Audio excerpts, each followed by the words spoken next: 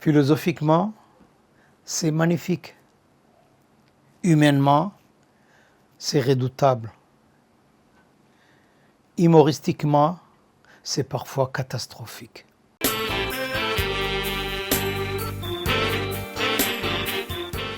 L'humain n'est jamais aussi beau que lorsqu'il essaie de comprendre l'autre.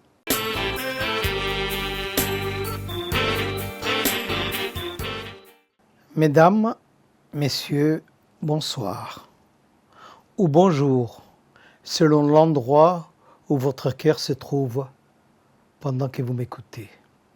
Nous voilà pour un nouveau podcast des mots en partage, intitulé « L'amour de la langue et la langue de l'amour ».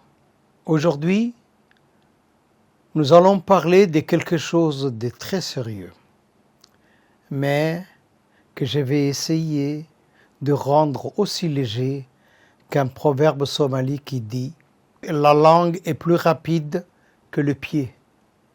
Elle arrive toujours avant toi. » Et parfois, malheureusement, elle arrive dans des situations que tu aurais préféré qu'elle prenne le bus. Ce soir, on voyage dans un territoire merveilleux.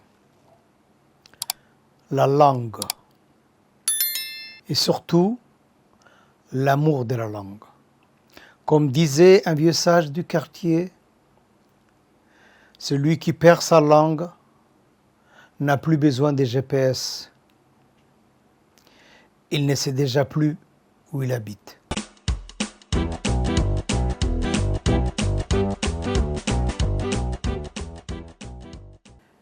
L'UNESCO nous rappelle chaque année que les langues doivent être protégées. Et il a raison. Si les langues disparaissent, le monde deviendra monotone, comme ces playlists de Spotify où toutes les chansons se ressemblent. Une langue, c'est une manière de respirer, une façon d'être humain, une manière subtile de dire qu'on est fâché, heureux, amoureux, fatigué et surtout, fréquemment, au mois de février. Et puis, être multilingue, c'est avoir plusieurs vies dans un seul corps. Quand tu changes de langue, tu changes légèrement de personnalité. En français, tu réfléchis, tu ordonnes et tu crois que tu es la sève latine de la raison. En Somalie, tu donnes un proverbe, tu dis un poème. En arabe, tu écris un ordre et tu rappelles. En anglais, tu t'excuses 14 fois avant de dire la vérité. En affaires, tu répares l'honneur en 3 phrases seulement. Le multilinguisme, ce n'est donc pas un luxe. C'est une question de survie philosophique. Comme disait Socrate, qui n'avait pourtant que le grec, plus tu parles, plus tu te connais. Mais attention, plus tu parles, plus les autres te connaissent aussi.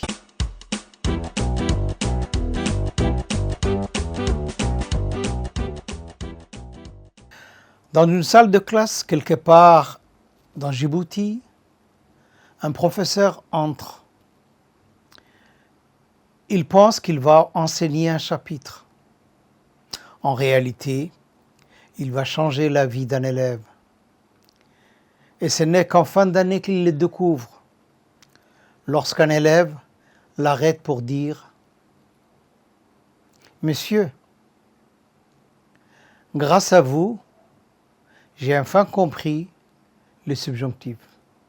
Mais surtout, j'ai compris ce que je voulais devenir. » Et cet enfant dira peut-être encore mieux s'il pouvait s'exprimer à l'école dans sa langue maternelle. Car une langue maternelle n'est pas simplement la langue de la maison, c'est la langue de l'âme, celle dans laquelle tu rêves, tu pleures, tu pries, tu jures, tu remercies, tu racontes. C'est pourquoi encourager un enfant à lire dans sa langue, c'est comme lui donner un miroir où il se reconnaît pour la première fois. Et ça, c'est profondément philosophique et vraiment humain. En vérité, on ne maîtrise jamais une langue. C'est elle qui nous adopte ou qui nous corrige selon son humeur.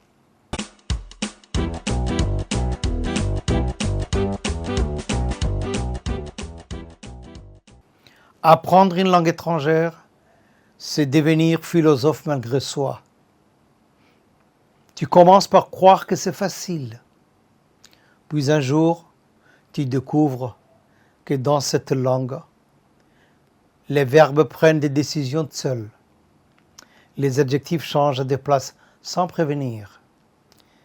Et certaines phrases veulent dire 3 choses différentes selon la météo.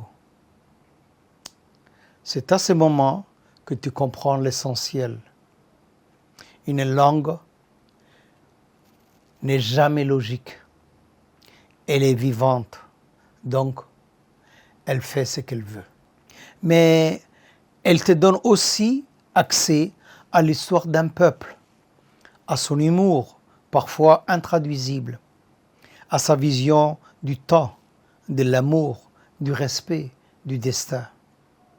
Par exemple, il y a des langues où demain signifie réellement demain, et d'autres où demain veut dire on verra, peut-être. Laisse-moi respirer d'abord. C'est ce genre de nuance qui fait de toi un meilleur humain.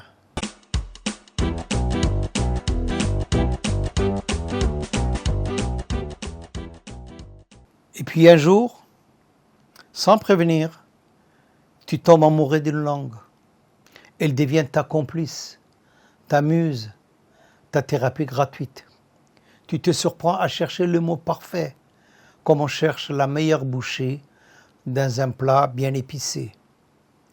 L'amour de la langue, c'est avoir un dictionnaire sous l'oreiller, souffrir quand quelqu'un écrit « ça va » avec un S, pleurer de bonheur devant un poème de Waberi, rire tout seul en repensant à un proverbe de ta grand-mère. La langue n'est pas qu'un outil, c'est une relation amoureuse avec ses caprices, ses secrets, ses folies, ses silences qui en disent long. Rien de plus philosophique encore une fois.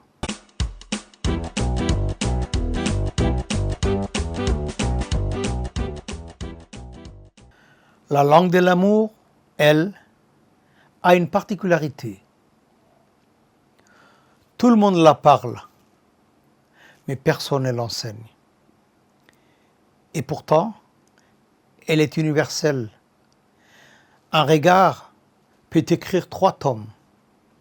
Une caresse contient une bibliographie entière. Un silence peut être une thèse. Dans cette langue étrange, un sourire suffit pour dire « je te comprends ». Un geste suffit pour dire « je suis là ». Un regard suffit pour dire « dangereusement amoureux » ou « attention, on est en public ». Philosophiquement, c'est magnifique. Humainement, c'est redoutable. Humoristiquement, c'est parfois catastrophique. Car oui, la langue de l'amour est puissante.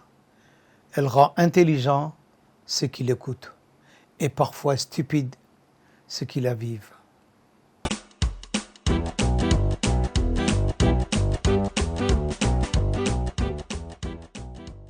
Il existe un autre type d'amour, celui d'un élève pour son professeur.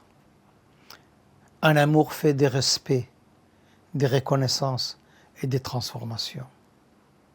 Et aujourd'hui, cet élève s'appelle Idriss.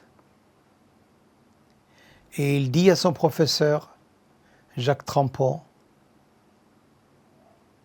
merci. Merci. Merci pour les portes que vous avez ouvertes. Merci pour les horizons que vous avez déplacés. Merci pour les doutes que vous avez transformés en courage. Car un professeur, un vrai, ne donne pas seulement des notes. Il donne une direction. Il donne confiance. Il donne un avenir. Il donne une version améliorée de toi-même. Il est comme un poète sans livre, un philosophe sans chaise, un jardinier sans jardin, mais avec 30 petites plantes qui veulent toutes pousser du même côté. Et Idriss lui dit, vous avez changé ma vie. Il n'y a pas de langue plus belle que celle-là.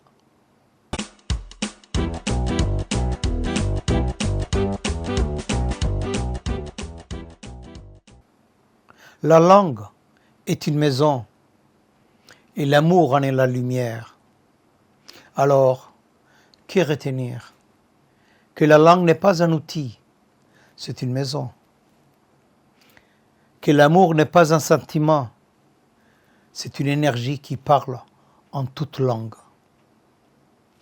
Que transmettre une langue, c'est transmettre une manière d'exister.